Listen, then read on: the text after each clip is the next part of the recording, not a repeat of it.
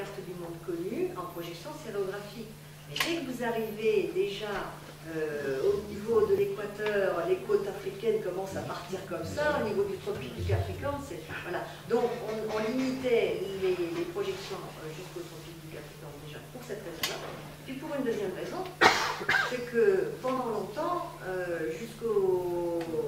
enfin même déjà jusqu'à l'équateur, on n'allait pas en dessous. Donc voilà, c'est la deuxième raison historique, c'est qu'il y avait une limite au-dessus de laquelle toute vie pour les Grecs était impossible, et quand Pythéas est allé faire son périple et qu'il est revenu en disant mais là-haut la mer elle gèle, on lui dit mais ça va pas, et là où il n'y a rien, il n'y a pas de vie, et si j'ai vu des hommes, mais non, on n'a jamais voulu croire. Et ensuite alors ça c'est donc pour la partie nord, et pour la partie sud, on disait de toute façon qu'entre le tropique du Cancer déjà à l'équateur, c'était des zones inhabitables. Alors en dessous de l'équateur, c'était la barbarie, c'était tout ce qu'on voulait, quoi.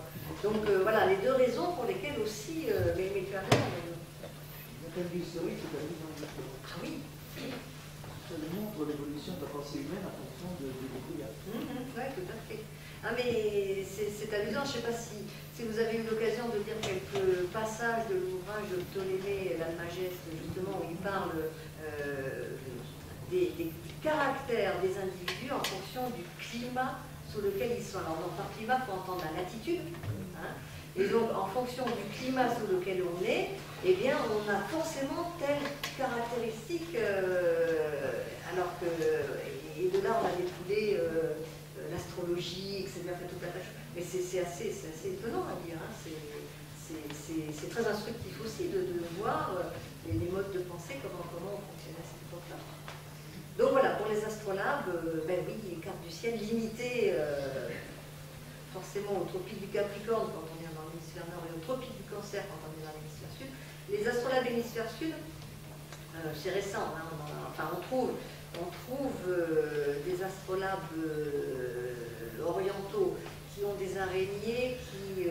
si parmi vous, certains ont le livre de Raymond Hollander, l'astrolabe, regardez, à un moment donné, il explique les différents types d'araignées qui sont à la fois septentrionales et méridionales.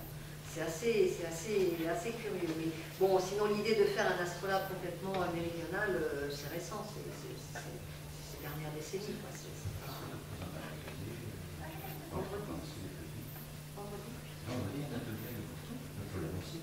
Ah oui, alors vendredi, et je sais, 16h. Vendredi à 16h, je fais une présentation à nouveau de l'astrolabe. Alors planisphérique en premier, mais j'ai d'autres instruments si ça vous intéresse à regarder, et même un astrolabe hémisphère sud.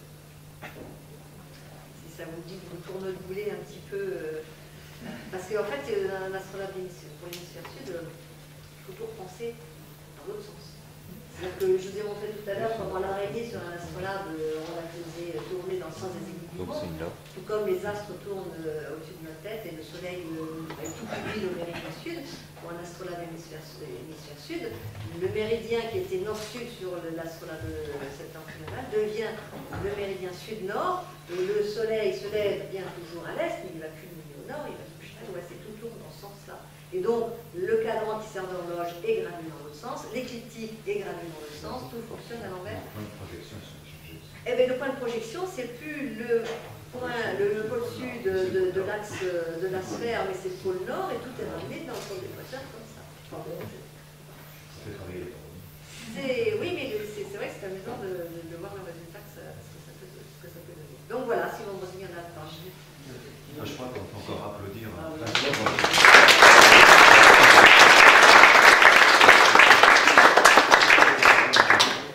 Juste, il faut qu'on révise nos connaissances parce que moi je pensais qu'on attribue l'astrolabe à Hipparque, 2e siècle avant Jésus-Christ, et on disait il a été décrit dans l'Almageste par Ptolémée. En réalité, l'astrolabos c'était la sœur arrière. Ça n'était pas la sœur. Alors, effectivement, il faut bien faire la distinction. Ce que décrit apparemment Ptolémée dans un de ses ouvrages, dans l'Almageste, dans un des livres de l'Almageste, c'est un instrument horoscopique qui, par sa description, a des similitudes avec l'astrolabe planisphérique. Mais le premier instrument qui a porté le nom d'astrolabe, astrolabos, c'est Ptolémée qui l'a donné à la sphère armillaire. Ne pas confondre avec l'astrolabe sphérique, qui est encore autre chose. Donc la sphère armillaire, c'est, visiblement d'après les historiens, le premier instrument qui a porté le nom d'astrolabe. Et en fait, c'est devenu un nom générique, parce qu'on voit bien qu'à partir du moment où on crée un instrument qui mesure une hauteur d'astre au-dessus de l'horizon, c'est un preneur d'astre, donc c'est un astrolabe. Voilà. On a de beaux muséums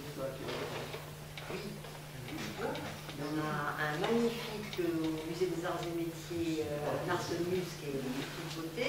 Il y en a 6 très beaux musées à Écouen, au château musée à Écouen. Il y en a des très très beaux aussi. Il y en a des très beaux du monde arabe. Il y en a des très beaux aussi. Donc c'est vrai que. Bon, après, il y en a des très beaux aussi au musée Paul Dupuy à Toulouse. Il y en a des très beaux. Dont un particulier. Au sein de la SAF, la commission des gazons solaires est en train de faire un inventaire des astrolabes. Oui, oui, oui. En France et en Europe. C'est un intérêt, mais c'est un gros travail.